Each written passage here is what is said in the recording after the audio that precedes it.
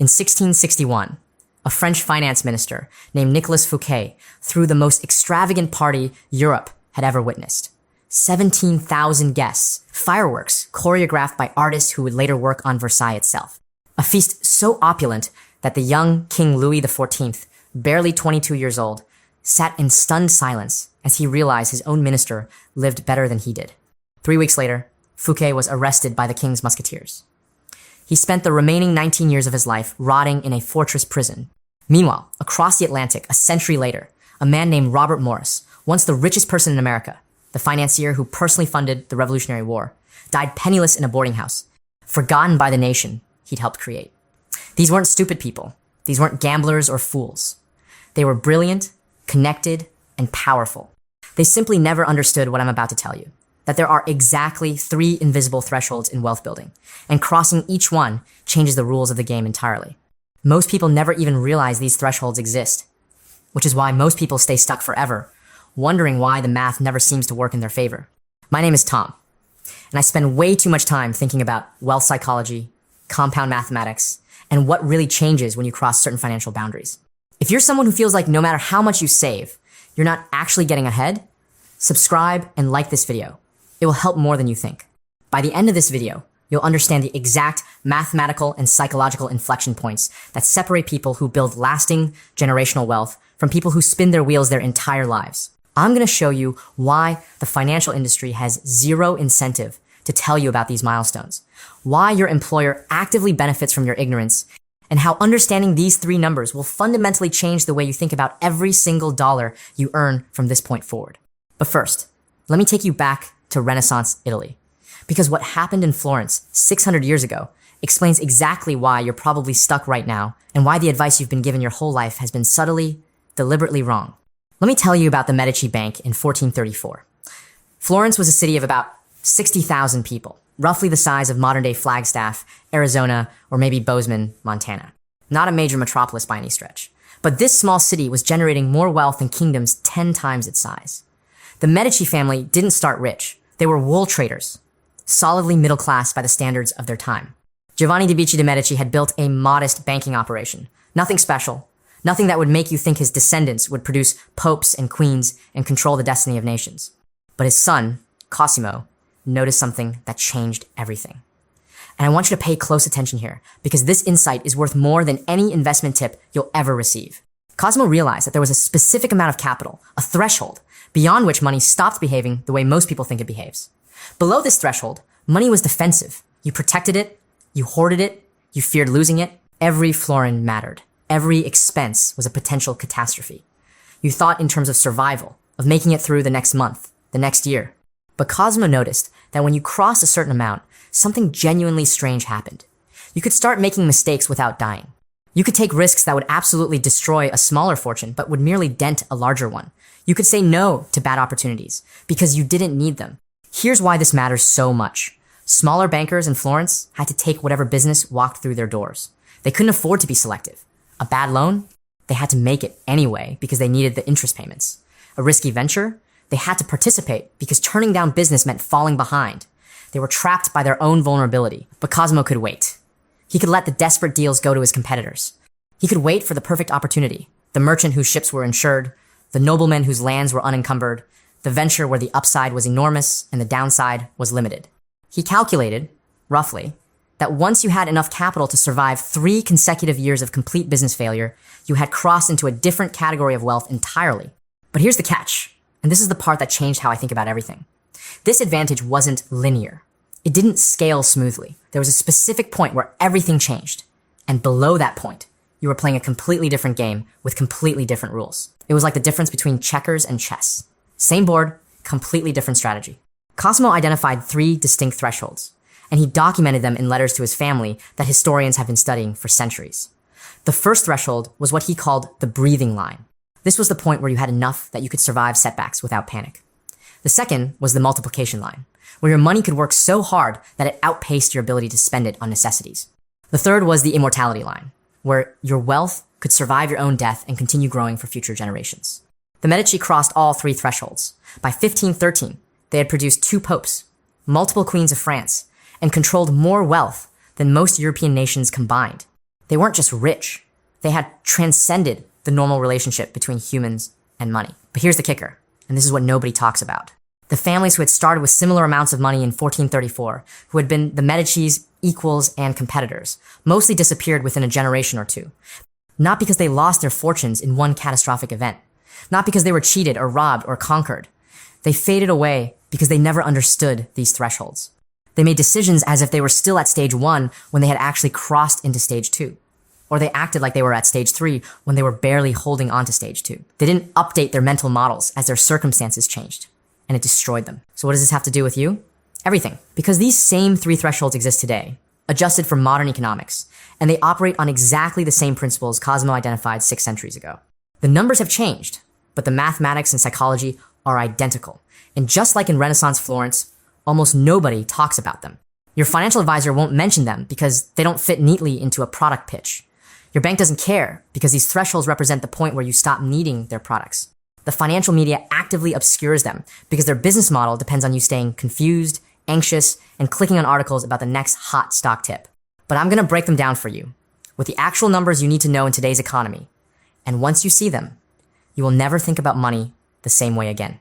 Let me start with the first milestone. And I want to be extremely specific here because vague advice is worthless advice. Telling someone to save more money is like telling someone to be healthier. It's technically true and practically useless.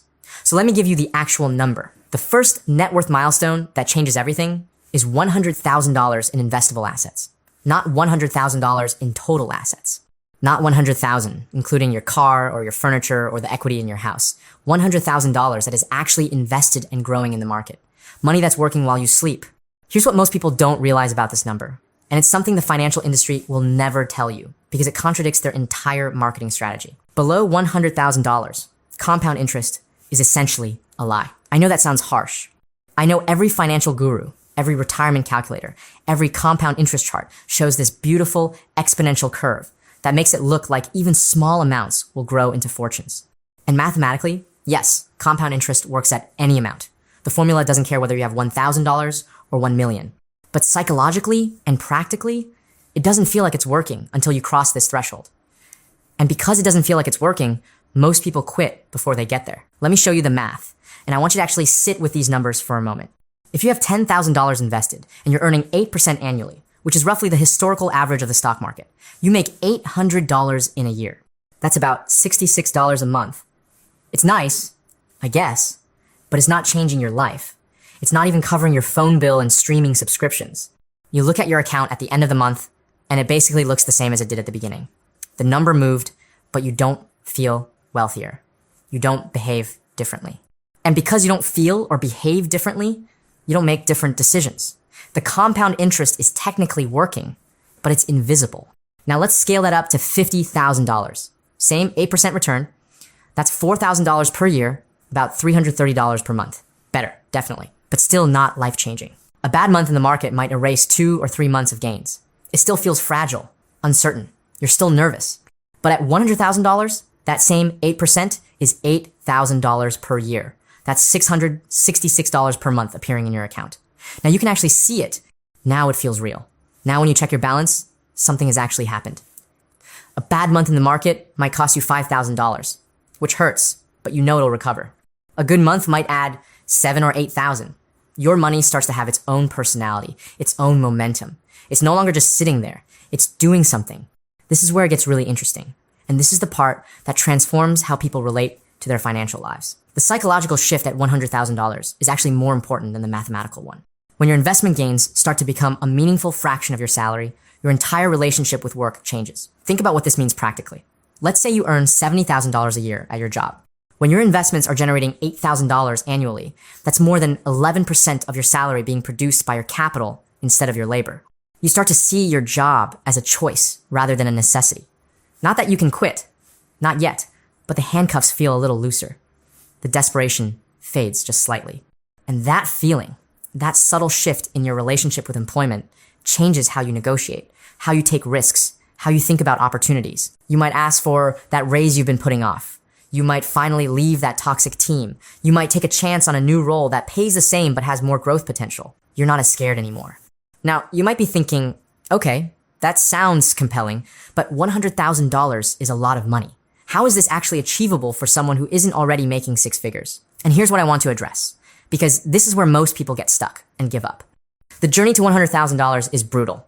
It's the hardest stretch of the entire wealth building process. And almost nobody tells you this. The financial industry doesn't tell you because they want you to feel like it's easy, like you're just a few smart investment picks away from wealth. Financial influencers don't tell you because brutal honesty doesn't get views. But I'm going to be straight with you. Getting from $0 to $100,000 will likely take you 7 to 10 years of consistent saving and investing if you're starting from scratch with an average income. 7 to 10 years. It's slow. It's boring. It's the opposite of the overnight success stories you see on social media. Every month you're adding a few $100s, maybe $1,000 if you're aggressive, and the growth seems pathetic compared to your contributions. Let me make this concrete. Say you're investing $500 a month, which requires real sacrifice for most people. That's $6,000 per year from your labor. In your first year, with 8% returns, your investments might grow by maybe $200 or $300 on their own. Your contribution is doing almost all the work. It feels pointless. You're putting in $6,000 and getting back $6,300. Why bother? And this is exactly where 90% of people quit. They do the math, they see that the growth is almost negligible in the early years, and they decide it's not worth the sacrifice. They buy the nicer car instead. They take the vacation. They tell themselves they'll start seriously saving later when they make more money, when it'll be easier. But here's the thing, and I need you to really internalize this. Getting from $100,000 to $200,000 takes roughly half as long as getting from 0 to $100,000. Not because you're suddenly saving twice as much, not because you got a huge raise, but because now your money is contributing meaningfully to its own growth. At 8% returns, your $100,000 is adding $8,000 per year automatically, passively, while you sleep. You're still contributing your $6,000 from savings.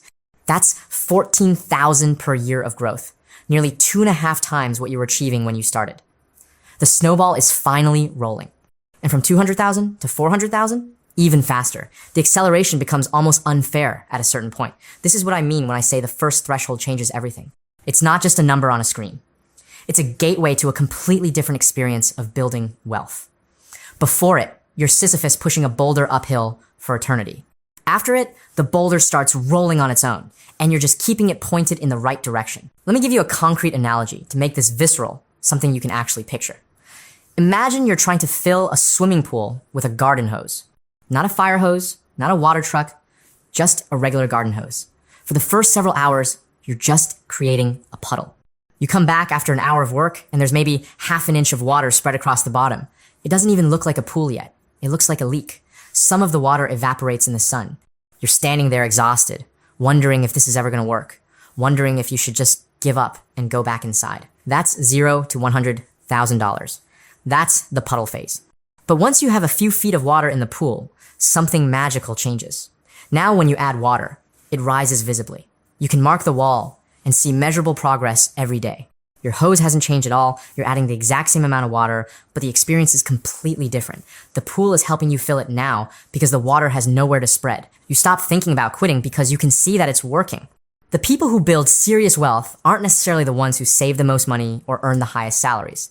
They're the ones who survive the puddle phase. They keep the hose running when it looks hopeless. They show up month after month, year after year, contributing their $500 even when it feels meaningless. And once they cross that first threshold, everything accelerates.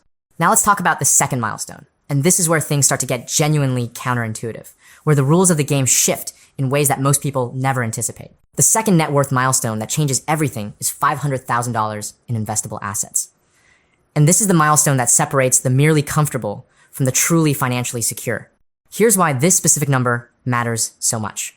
At $500,000, using a conservative 4% withdrawal rate, which is the standard retirement planning assumption, you could generate $20,000 per year in passive income indefinitely. That's not enough to live luxuriously for most people, probably not even enough to live on at all in expensive cities. But it's enough to cover the absolute basics almost anywhere. Housing in affordable markets, food, utilities, transportation, the floor of human survival. But here's what most people completely miss about this milestone. It's not about the money you can withdraw. It's about the fear that disappears. When you have $500,000 invested, you are functionally immune to unemployment. I want you to really think about what that means. You could lose your job tomorrow, get fired, get laid off, have your entire industry collapse, and it would be a problem. Yes, but it wouldn't be a catastrophe. You wouldn't lose your house. You wouldn't go hungry. You wouldn't have to take the first terrible job that comes along just to keep the lights on. You could take 6 months, even a year, to find exactly the right next opportunity. You could retrain for a new career. You could negotiate from a position of strength rather than desperation. This psychological shift is worth more than the $500,000 itself. You develop what I call walkaway power, the ability to say no to situations without facing catastrophic consequences. And walkaway power changes everything about how you experience work. Think about how many people stay in jobs they hate, working for bosses who mistreat them, in environments that are slowly crushing their souls. Why do they stay? Because they have to. Because they're 1 or 2 missed paychecks from disaster. Because they have no leverage, no alternatives, no cushion. Their employer knows this, by the way. That's why they can treat people so poorly. That's why they can demand unpaid overtime, deny promotions, offer insultingly small raises. They know you can't leave. But when you have $500,000 in the bank, you can leave. You might not want to. You might love your job, but you could. And somehow, paradoxically, knowing you could leave often makes your job better. You negotiate harder because you're not afraid. You set boundaries because you can afford the consequences. You speak up in meetings because getting fired isn't a death sentence. You become almost automatically more valuable as an employee because you behave like someone with options. And here's where the compounding gets almost unfair, where the mathematics start working overtime in your favor. At $500,000 earning 8%, your portfolio is generating $40,000 per year. Think about that number.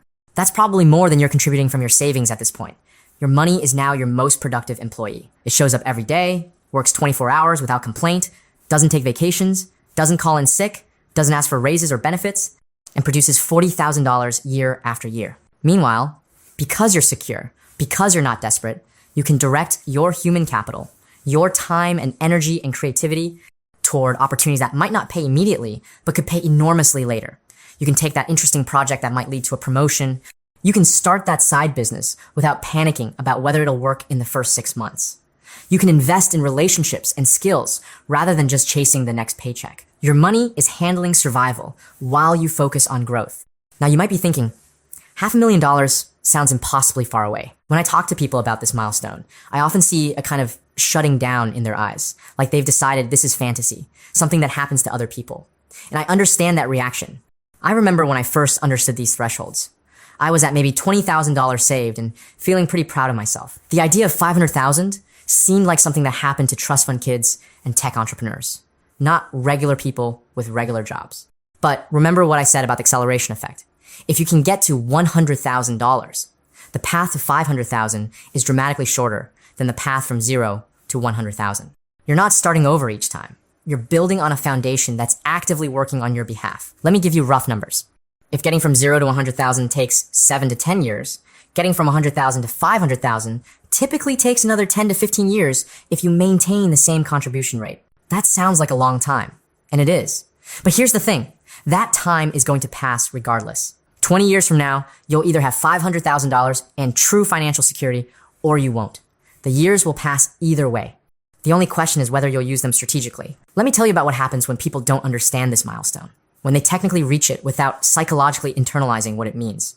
In 2008, during the financial crisis, I watched countless people who had technically built up $500,000 or more in retirement accounts. They had done the saving, they had checked the boxes. Their account statements showed the right number, but they hadn't understood what they had. When the market dropped 40%, when their account showed 300,000 instead of 500,000, they panicked. They sold everything. They converted an unrealized, temporary loss into a permanent, locked-in disaster. They went from 500,000 to 300,000 and then watched from the sidelines as the market recovered without them. These people snatched defeat from the jaws of victory. Why? Because they had reached the second milestone without internalizing what it meant. They had the money, but not the mindset. They still thought of themselves as vulnerable, as people who couldn't afford to lose money, as people who needed to react to every market movement with fear.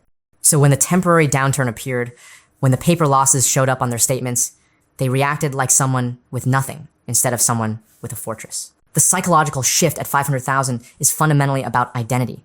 You have to actually believe that you're secure for the security to work. You have to internalize at a deep level that market fluctuations are noise, that temporary losses aren't real losses until you sell. That your $500,000 will still be there, still growing, still protecting you, even after the worst bear markets in history. Otherwise, you'll sabotage yourself at the worst possible moment, exactly when staying the course matters most. This brings me to the third and final milestone. And this is the one that separates the wealthy from everyone else. The threshold that fundamentally changes your relationship with time itself. The third net worth milestone that changes everything is $2.5 million in investable assets. And at this level, something genuinely strange happens. Something that feels almost like cheating.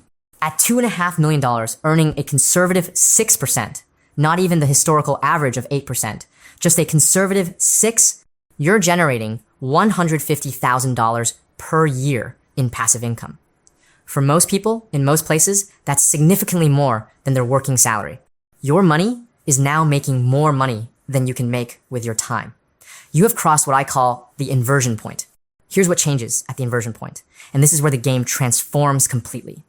Below this threshold, your time is your most valuable asset. Trading time for money makes sense because your time, your labor, your effort produces more than your capital does. Every hour you work generates more wealth than every dollar you have invested.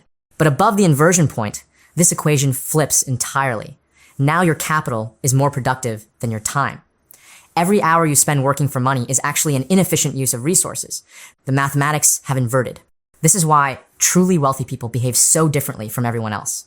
It's not that they're lazy or don't value work or don't want to contribute. It's that they've done the math, and the math is unambiguous. Working a 60-hour week to earn an extra $20,000 makes complete sense when you have $50,000 in the bank. That $20,000 represents massive value. But when you have $2.5 million, that same 60-hour week represents an opportunity cost of potentially far more in lost investment optimization, missed strategic decisions, or foregone business opportunities. Think about it this way. If your portfolio generates $150,000 per year, that's about $400 per day, every day, including weekends and holidays. If you spend 8 hours working at a job that pays you $300 for those hours, you've actually lost money in an economic sense. You would have been better off spending those 8 hours thinking about how to deploy your capital more effectively, or just doing nothing and letting the money work. The wealthy don't trade time for money because, for them, it's a bad trade.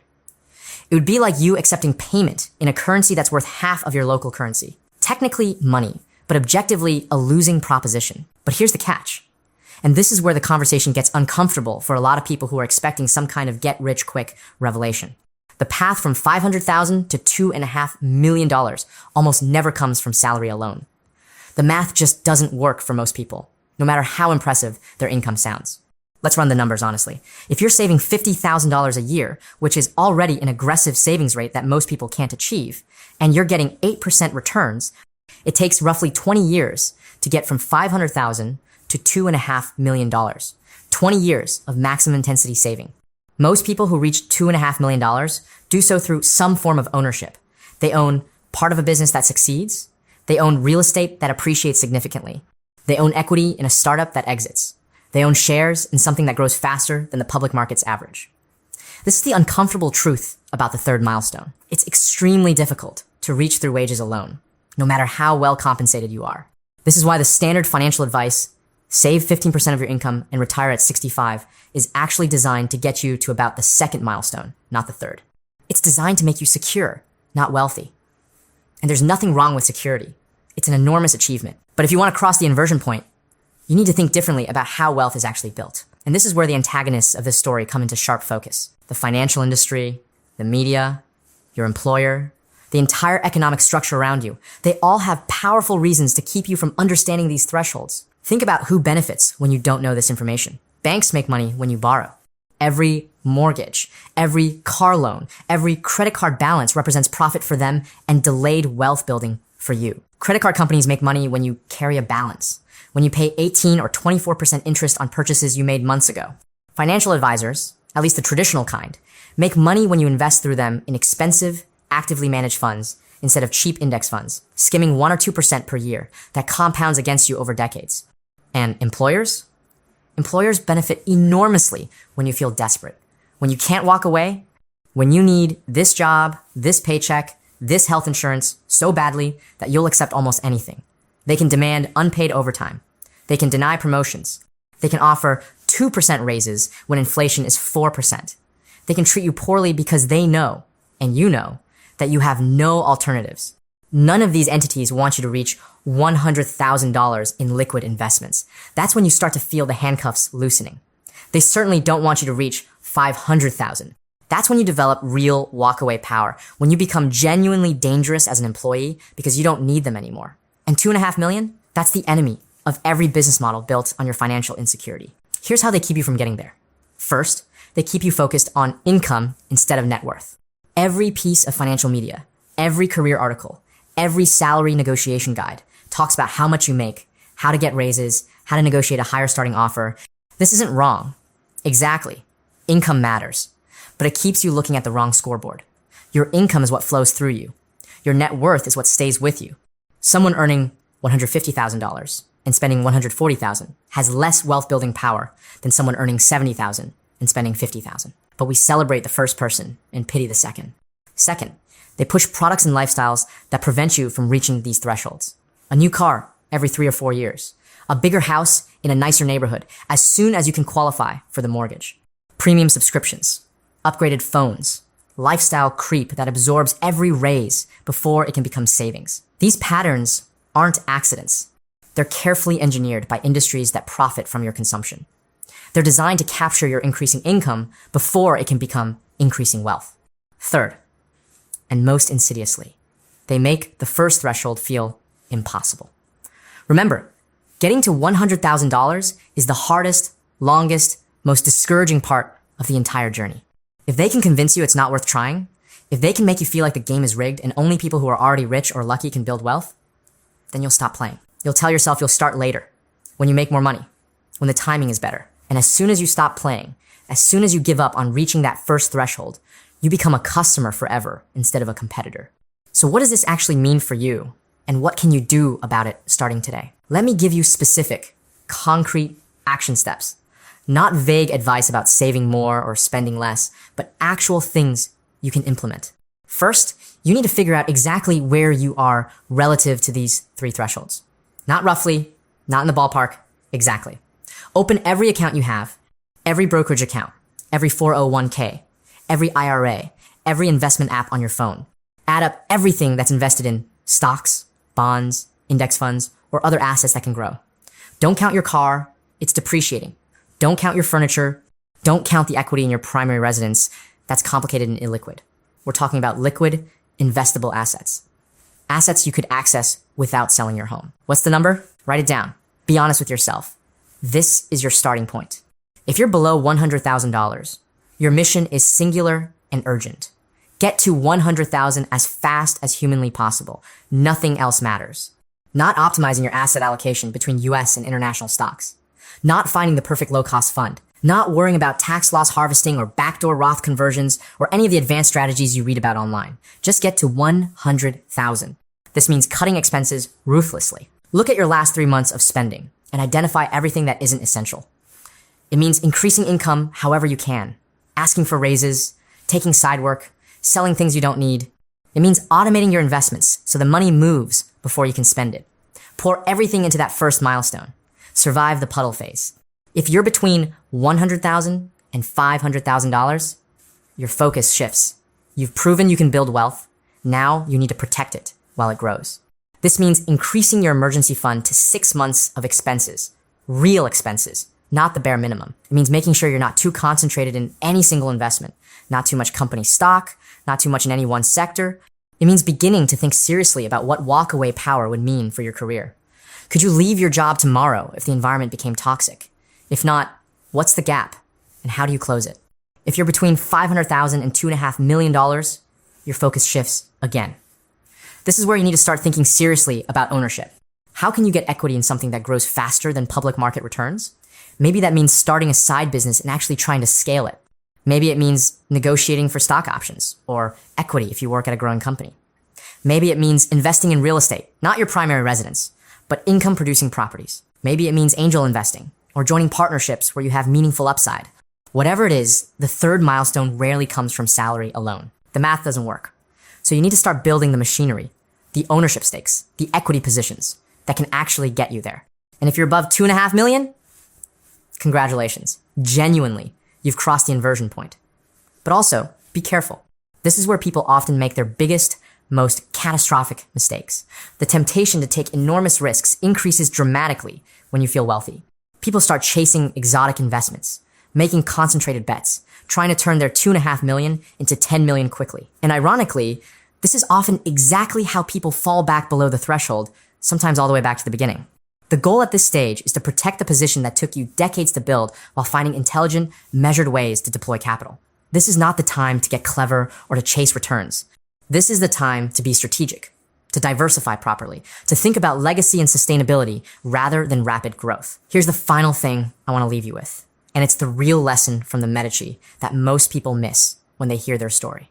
The families that didn't make it, the ones who had equal amounts of money in 1434 and disappeared within a generation or two, they didn't fail because of bad luck or external circumstances. They failed because they didn't update their mental models as they crossed thresholds.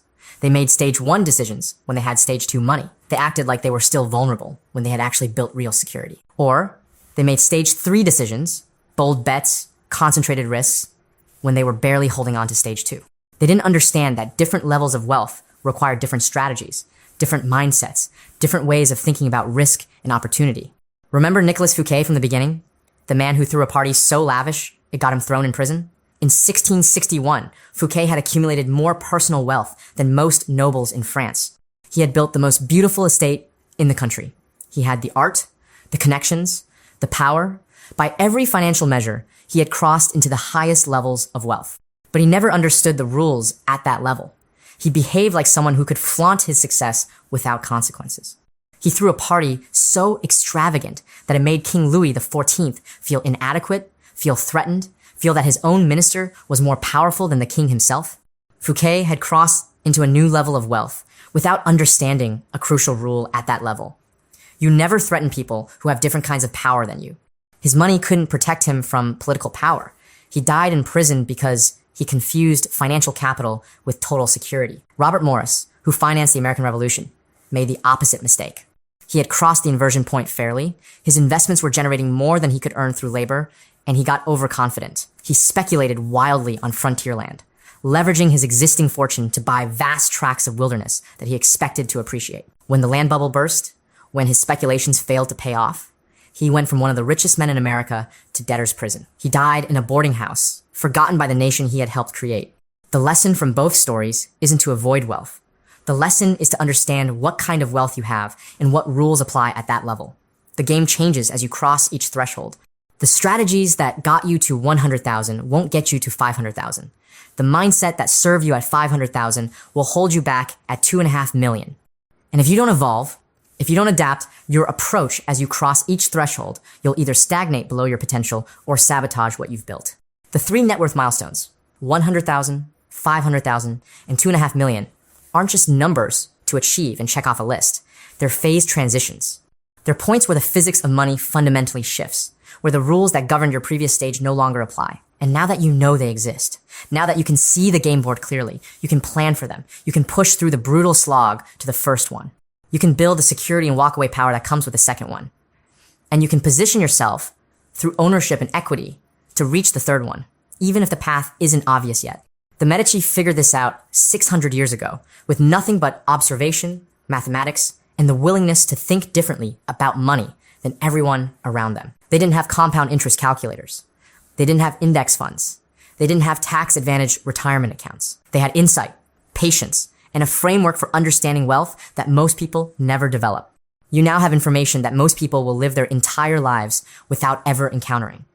The financial industry won't tell you because it doesn't profit them. The media won't tell you because complexity doesn't generate clicks. Your employer won't tell you because your desperation benefits them. But now you know, the question is what you're going to do with it. If this video changed how you think about money, hit subscribe and leave a comment telling me which milestone you're working toward right now. I read every comment, and I'm genuinely curious where you are in this journey. I'll see you in the next one.